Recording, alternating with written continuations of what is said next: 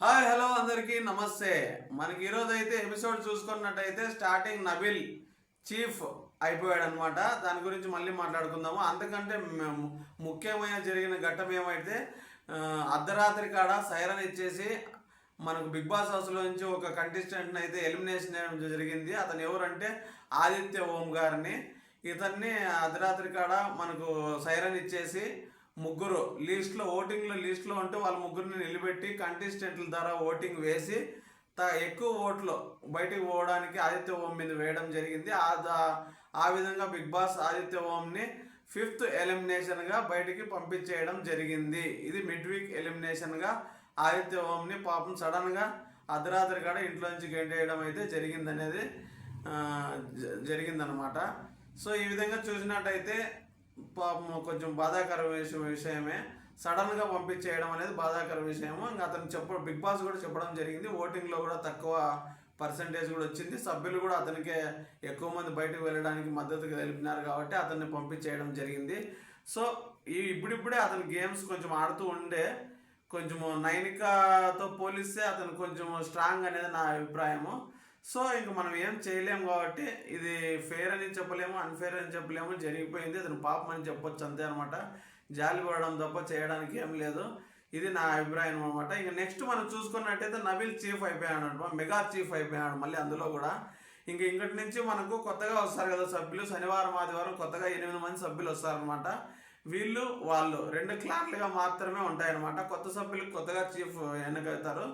పాత సభ్యులకంతా ఒకటే క్లాన్ ఉంటుంది, ఒకటే చీఫ్ ఉంటాడు అనమాట.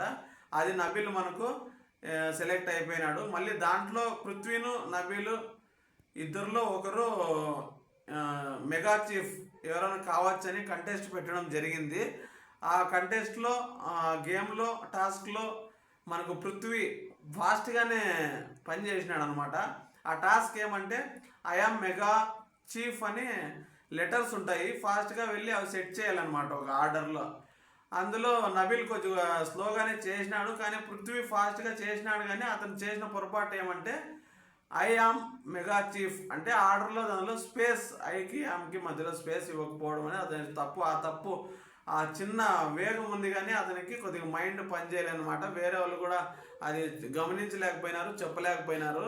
ప్రేరణకు తెలుసు, కానీ ప్రేరణ సంచాలకుగా చాలా బాగా చేసిందనమాట. ఎవరికి సపోర్ట్ చేయకోకుండా ఆమె కరెక్ట్గా వ్యవహరించి ఆ తర్వాత ఆ ప్రక్రియని నబిల్ కరెక్ట్గా ఐఆమ్ మెగా చీఫ్ అని పెట్టడం జరిగిందనమాట. ఆ విధంగా నబిల్ కరెక్ట్గా పెట్టడంతో పృథ్వీ ఫాస్ట్గా చేసినా కూడా పృథ్వీ సెలెక్ట్ కాలేకపోయినాడు. నబిల్ సక్సెస్ అయినాడు, టాస్క్లో గెలిచి మెగా చీఫ్ అవ్వడం అయితే జరిగిందనమాట. ఇది మనకు మెగా చీఫ్ గురించి.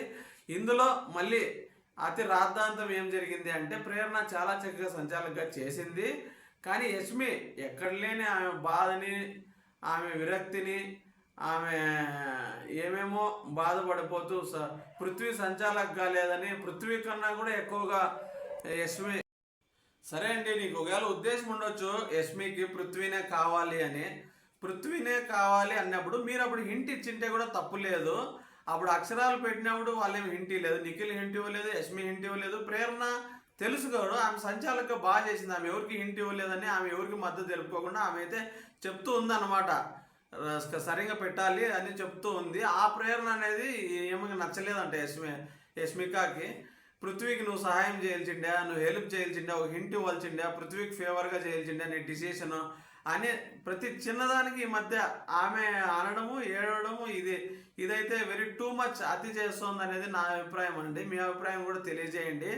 అదేవిధంగా ఎందుకంటే ఆమె ఇప్పుడు పృథ్వీ సరే గేమ్ ఆడినాడు, బాగా ఆడినాడు, ఓకే, కానీ ఏదో ఒకటి మైండ్ అనేది కూడా ఉపయోగించాలి కదా. లెటర్స్ మిస్ చేసినాక దానికి ఆ టాస్క్ ఓడిపోయినట్టే కదా. ఓకే కష్టపడినాడు కానీ ఫలితం దక్కలేదు, వేరే వాళ్ళకి దక్కింది. మైండ్ ప్లస్ గేమ్ రెండు, హార్డ్ వర్క్ రెండు చేస్తేనే ఏ దాంట్లో ఫలితం ఉంటుందన్నమాట. సో పృథ్వీ కొంచెం మైండ్ తక్కువ అనమాట. ఊరికే బాడీ ఉంది కాబట్టి టాస్క్లో దూసుకుపోతాడు అంతే, మైండ్ ఉపయోగించలేడు, వేరే వాళ్ళు సహాయం చేయలేదు అనమాట. దానికి ఈమె ఓవర్గా ఫీల్ అయిపోతుంది. అంటే ఈమెకి లోపల ఎలా ఉందంటే నిఖిల్ మరియు పృథ్వీ ఈమె అంటే కొంచెం కర్ణాటక బ్యాచ్కి సపోర్ట్ చేసే ఉద్దేశం ఆమెకు ఉందన్నమాట. వాళ్ళు ఎవరో ఒకరు అయినంటే బాగుండు అనేది ఆమె అభిప్రాయం. ఎందుకంటే మేము కలిసి ఏదన్నా మాకు డిసిషన్స్ ఏదైనా ఫేవర్గా ఉంటాయి, మాకు కొంచెం మాట్లాడడానికి సంచాలక్ అంటే ఇది క్లాన్కి మొత్తం చీఫ్గా ఉంటే కొద్దిగా మాకు ఫేవర్గా ఉంటుంది, ఏదైనా కానీ టాస్క్స్ అవి ఇవి బాగా మాకు అనుకూలంగా ఉంటుందని నా అభిప్రాయం అనమాట. అనవసరంగా ఏడ్చి కనీసం నబీల్కి వెళ్ళి సక్సెస్ అని కూడా చెప్పలేదు అనమాట, కంగ్రాచులేషన్స్ కూడా చెప్పకపోవడం అనేది ఆమె మెంటాలిటీ తెలియజేస్తుంది అనమాట. ఇప్పుడే కదండి, నాట్ ఓన్లీ దిస్ కేస్, చాలాసార్లు మనకంటే తిట్టడము, ఆమె పోయి ఏడ్చడము, ఆమెను ఎవరన్నా నువ్వు కనీసం ఫెయిల్ అవుతున్నావు అంటే కన్నా దానికి ఏడుస్తుంది, ఈమె ఎవరినన్నా ఏడుస్తుంది. కొంచెం ఈ మధ్య ఓవర్ చేస్తుంది, టాస్క్లు ఏం పెద్దగా ఆడేది కూడా ఏమీ లేదు, కానీ ఆమె నెంబర్ 1 కంటెస్టెంట్ అని అనుకుంటూ ఉంటుంటుందని నా అభిప్రాయం. కొంచెం ఎట్లయినా యష్మిక అతి చేస్తుంది, ఆమె కూడా ఆదిత్య ఓంతో పోలిస్తే ఏం ఉండాల్సిన కంటెస్టెంట్ అయితే కాదు అనేది నా అభిప్రాయం. ఏదో ఆమె లెక్క ఫేవర్ చేస్తుంది, కొద్దిగా మా సీరియల్ బ్యాచ్ అయి ఉండొచ్చు, కర్ణాటక బ్యాచ్ గుంపు ఉండొచ్చు, అది ఏదో విధంగా ఆమెకైతే ఫేవర్ చేస్తుంది. ఆమె యష్మిక అయితే చాలా అతి చేస్తుంది అనేది నా అభిప్రాయము. నా అభిప్రాయం కరెక్ట్ అయితే ఒక లైక్ చేయండి, మీ అభిప్రాయం కూడా తెలియజేస్తూ ఉండండి. ఇంకా మణికంఠ విషయం చూసుకున్నట్టయితే మణికంఠ పాపం ఒకసారి వెన్నుపోటు పొడిచినాయి అనమాట మనకి ఆదిత్య ఓంకి. అది ఏ విధంగా అంటే చెప్తాను చూడండి.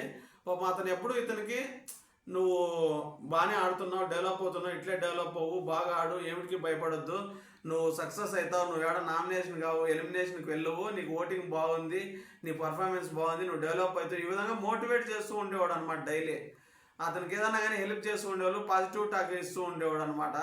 అటువంటి పాపం ఆదిత్య ఓంనే వెన్నుపోటు పొడిచి అతని ఎలిమినేషన్కి పంపించేయడం జరిగిందనమాట. ఇప్పుడు లాస్ట్లో చివరిలో ఎవరెవరు అయితే వద్దు అంటే అతన్ని పంపించేయడం జరిగింది. ఆ విషయంలో మనం నబీల్ని అయితే మెచ్చుకోవాల్సిందే అనమాట.